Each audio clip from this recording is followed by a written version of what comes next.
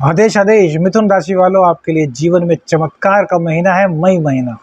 मई में कई चीजें आपको चेंज देखने को मिलेंगी।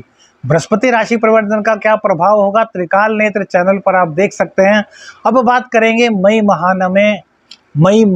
महीने में मिथुन राशि मिथुन लग्न वालों का कैसा रहने वाला है। कैरियर, लव, धन, पैसा, दाम्पत्य, इन सब की क्या स्थिति रहेगी। सबसे पहले बात करेंगे बृहस्पति देव की। तो बृहस्पति देव आपके भैया 12वें स्थान में गोचर करेंगे और ये आपके सप्तमेश हैं और आपके ये दशमेश है। सप्तमेश और दशमेश का 12वें स्थान में बैठना अच्छा नहीं कहा जा सकता। किस दृष्टि से अच्छा नहीं कहा जा सकता यह बताएंगे और उनके लाभ क्या क्या होंगे इस पर भी दृष्टि डालेंगे। वैसे तो पूर्ण रूप से हमने त्रिकाल नेत्र चैनल पर बताया, लेकिन यहाँ पे शॉर्ट रूप से बताते हैं मई महीना। तो देखिए, कहीं ना कहीं दाम्पत्य में कुछ दिक्कतें आपको उठानी पड़ेंगी। दाम्पत्य जीवन में यदि आपकी कुंडली में बृहस्पति पीड़ित होंगे, कमजोर होंगे, तो दाम्पत्य में आपको दिक्कत आएंगी। और इसके अलावा कैरियर में भी थोड़ी सी दिक्कतों का सामना आपको करना पड़ सकता है। हालांकि अभी बृहस्पति देव की 1 तारीख को स्टार्टिंग होगी, अभी अंश बल से वो कमज़ोर होंगे, लेकिन थोड़ी बहुत ही सुगबगाहट आपको इन दोनों चीज़ों में दिखने लगेगी। हाँ, 12वें स्थान में बैठ करके विदेश से आपको जरूर जोड़ेंगे। भैया शुक्रदेव की राशि यहाँ पर है और पंचम यानी कि पंचमेश और द्वादशेश शुक्रदेव होते हैं, उनकी राशि में गुरुदेव बैठे हैं। तो कहीं ना कहीं पढ़ाई के लिए आप विदेश जा सकते हैं, इसमें आपका पूरा सपोर्ट करेंगे। विदेश में आपको प्रेमी या प्रेमिका का साथ मिलता है, यहाँ भी आपको ये पूरी तरीके से सपोर्ट करने वाले हैं। लेकिन यदि पहले से कहीं आपका प्रेम संबंध चल रहा है तो उसमें थोड़ी सी कड़वाहट, थोड़ी सी मिसअंडरस्टैंडिंग देखी जा सकती है। लेकिन यहाँ पर बैठ करके बृहस्पति देव आपके चतुर्थ भाव को देखेंगे तो आपके सुखों में वृद्धि करेंगे। अब आप कहेंगे दाम्पत्य जीवन खराब हो रहा है तो सुखों में वृद्धि कैसे होगी। तो भैया, दाम्पत्य जीवन को आप सही करेंगे तो ही सुख मिलेंगे, क्योंकि यदि कलह पत्नी के साथ पति के साथ होगी तो सुख कहाँ से मिल सकता है। इसीलिए हमने इस चीज़ को कहा कि अपनी ईगो को आपको घटाना होगा, अपने अंदर से जो गुस्सा आपके अंदर है उसको आपको समाप्त करना होगा। तो दाम्पत्य जीवन का सुख भी आपको मिलेगा, कैरियर की परेशानी भी दूर होंगी और इसी के साथ साथ सुख मिल जाएगा। माँ के सपोर्ट से आप काफ़ी आगे बढ़ेंगे, माँ का आशीर्वाद आपको प्राप्त होगा। घर में सुख शांति बनाने की जिम्मेदारी बस आपको लेनी होगी। इसके बाद गुरुदेव की दृष्टि पड़ेगी आपके छठे भाव पर, तो रोग रिपु ऋण को समाप्त करने में ये पूरी ताकत अपनी लगा देंगे। लेकिन देखिए, स्वामी कहाँ के हैं, तो रोग जो होंगे, जो ऋण आप पर चढ़ेगा वो या तो कैरियर को लेकर के चढ़ सकता है कि बिजनेस में आपको, कैरियर में आपने पैसा लिया, तो बिजनेस के लिए यहाँ पर उधार मत लीजिए, और लेना है तो इस नियत से लीजिए कि आपको देना है। होता है ना भैया बहुत से लोगों के मन में कि यार ले लिया यार दे देंगे, नहीं, किसी से उधार, क्योंकि यहाँ पर आपको देखिए सपोर्टिंग आपकी शनिदेव यहाँ पर करेंगे, क्योंकि वो मूल त्रिकोण राशि में बैठे हैं। तो यदि नीयत साफ होगी और तब आप बिजनेस के लिए कर्जा ले रहे हैं तो आपका कर्जा उतर जाएगा, आपकी इनकम बढ़ जाएगी।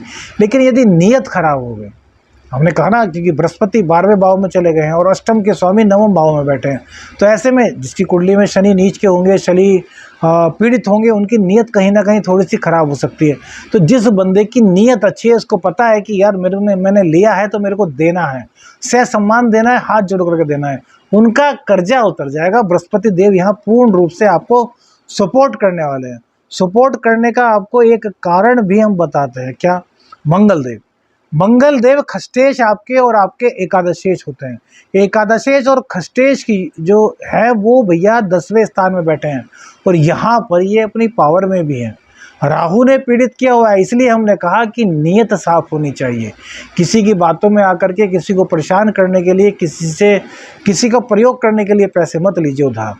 अपने काम को बढ़ाने के लिए पैसे लीजिए, नेक नियत के पैसे उधार लीजिए, तो आपका काम दौड़ने वाला है।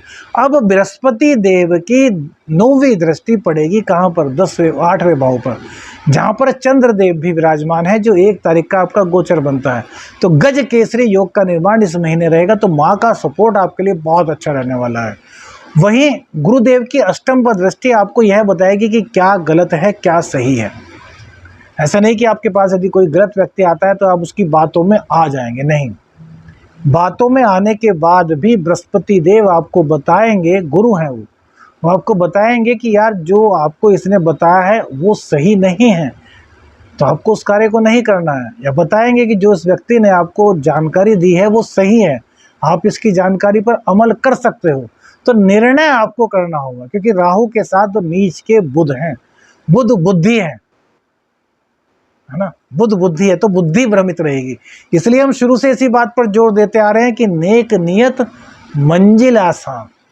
देखिए बृहस्पति से कई ग्रहों का कनेक्शन हो रहा है। अब यहीं पर मंगलदेव की बात ले लीजिए। मंगलदेव आपके खस्तेज हैं, तो रोग रिपु ऋण को आप समाप्त कर सकते हैं नेक नियति से, क्योंकि मंगल और राहु यहाँ पर 10वें भाव में कारक होते हैं। ये आप यदि कैरियर में अपने चेंज करना चाहते हैं, आप परिवर्तन चाहते हैं, तो आपको यहाँ पर चेंज हो जाएगा। 11 तारीख के बाद आपको परिवर्तन के चांस बनेंगे, क्योंकि 11 तारीख से पहले यदि परिवर्तन के लिए आप जोर लगाएंगे तो हो सकता है वो आपके पक्ष में ना जाए। लेकिन जब बुध मेष राशि में 11 तारीख के बाद चले जाएंगे तब यह आपके लिए अच्छा होगा। बुधदेव आपकी कुंडली में क्या है? आपकी कुंडली में बुधदेव सबसे ज़्यादा कारक है। क्योंकि आपके लग्नेश हैं और ये आपके चतुर्थेश हैं, यानी कि आपके सुखों के स्वामी हैं, आपके व्यक्तित्व के स्वामी हैं। ये नीच में हैं। 11 तारीख तक आपके साथ ये ज़्यादा दिक्कत है कि नियत में कहीं खोट आ जाए। हम नहीं कह रहे कि आप ऐसे आदमी हैं, कोई आपको भ्रमित कर सकता है। क्योंकि भैया राहु और मंगल की संयुक्त दृष्टि आपके लग्न पर पड़ रही है। अब आप कहेंगे कैसे? तो मंगल की दृष्टि है लग्न पर आपके, और राहु के साथ है, तो राहु की दृष्टि भी मानी जाएगी। संयुक्त दृष्टि लगन पर भी मानी जाएगी और सेकंड हाउस पर भी मानी जाएगी। इसलिए हमने कहा कि भ्रमित बिल्कुल भी आपको नहीं होना। मही माह में जो अच्छा है उसको आपको स्वीकार करना है, जो पॉजिटिव है उसको आपको एक्सेप्ट करना है। तो यहाँ पर किसी प्रकार की कोई भी दिक्कत आपके सामने नहीं होगी। बुध नीच के हैं, तो पहले ही दिन से क्या उपाय करें? मई माह में हरी घास पर चलना शुरू कर दीजिए, नंगे पाँव 6 मिनट, सूर्य उदय के 1 घंटे के अंदर। सपोज कीजिए सूर्य उदय 6 बजे हो रहा है, तो 6 से 7 के बीच में किसी भी वक्त 1 घंटे में 6 मिनट के लिए नंगे पाँव हरी घास पर चलिए, तो बुध का सपोर्ट आपको मिलना शुरू हो जाएगा। आपकी बुद्धि भ्रमित नहीं होगी। राहु का बैड इफेक्ट आपके मन पर, आपकी बुद्धि पर नहीं होगा। चंद्रदेव अष्टम में है, तो इसके लिए क्या उपाय करें? हालांकि गजकेसरी योग बनता है, लेकिन अष्टम में चंद्र का जाना मानसिक स्थिति को थोड़ी सी विचलित करता है, मन में अशांति उत्पन्न करता है, मन को थोड़ा सा भ्रमित करता है, कंफ्यूज करता है, नींद में कमी लाता है। तो इसके लिए क्या करना है भैया? एक छोटा सा उपाय, थोड़ा सा दूध लीजिए और उस दूध में थोड़ा सा हल्दी डाल करके या फिर केसर डाल करके शिव भगवान को अर्पित कर दीजिए। बस गजकेसरी योग का भी निर्माण हो जाएगा, चंद्र का दोष दूर हो जाएगा, बृहस्पति और चंद्र दोनों की कृपा आप पर मिलेगी। अब सिर्फ और सिर्फ एक चीज रहती है, वो क्या है? वो है आपके शुक्रदेव।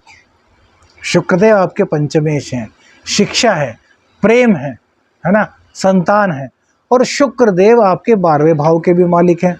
तो भैया शुक्रदेव जो है वो 11वें स्थान में है। 12वें के और पंचम के मालिक 11वें स्थान में होना, विदेश से लाभ। शिक्षा के लिए विदेश जाना चाहते हैं तो वहाँ पर आपको लाभ। आपने जो शिक्षा ग्रहण की है उस शिक्षा के बल पर नौकरी बाहर प्राप्त करना चाहते हैं तो उसमें आपको लाभ दिलाएंगे। सूर्य और शुक्र एक साथ हैं। अब सूर्यदेव आपकी कुंडली में तृतीयेश के मालिक हैं, अर्थात पराक्रम के मालिक हैं। तो पराक्रम को आपको करना होगा, गलत सोबत से आपको बचना होगा। विपरीत के प्रति, जो लिंगी के प्रति, विपरीत लिंगी के प्रति आपका भाषणात्मक आकर्षण है उसको आपको समाप्त करना होगा, तो यहाँ पर तरक्की होगी। सूर्यदेव 15 मई को चेंज होंगे, और जो शुक्र देव है उनका गोचर 20 मई को चेंज होगा, तो फिर 20 मई को शुक्र और सूर्य साथ हो जाएंगे। तो 5 दिन तो आपको लाभ मिलेगा, 15 से 19 तारीख तक आपको लाभ मिलेगा, आप इन चीज़ों से हटेंगे, लेकिन 20 तारीख को फिर ये शुरू हो जाएगा। तो अपने मन में दृढ़ संकल्प ले लीजिए कि आपको किसी भी हालत में विपरीत लिंगी के प्रति वासनात्मक सोच नहीं रखनी। तो भैया देखिए किस प्रकार से आगे दौड़ते हैं। यदि फिर भी सोच आती है तो एक उपाय ले लीजिए, हर शुक्रवार को 108 मखानों की माला बनाइए सफ़ेद धागे में और दुर्गा माता को भेंट कर दीजिए। इससे देखिए कैसे चमत्कारिक प्रभाव आपको मिलते हैं, किस प्रकार से आपकी ज़िंदगी खुशनुमा होती है और मई माह में धन ही धन में आप खेलते हैं, क्योंकि धन तो भैया आप पर आना ही आना है। कैरियर में थोड़ी सी दिक्कत आपको आएगी, लेकिन वो राहु का जो आप उपाय करेंगे, अर्थात जो बुध का उपाय करेंगे, हरी घास पर चलने का उपाय करेंगे, उससे वो सारी की सारी प्रॉब्लम आपकी दूर हो जाएंगी, लाभ होगा, धन जुड़ेगा। वीडियो अच्छी लगी तो लाइक और भैया शेयर जरूर कीजिएगा, और चैनल पर नए हैं तो चैनल को सब्सक्राइब कीजिएगा। आदेश अलख निरंजन, हर हर महादेव।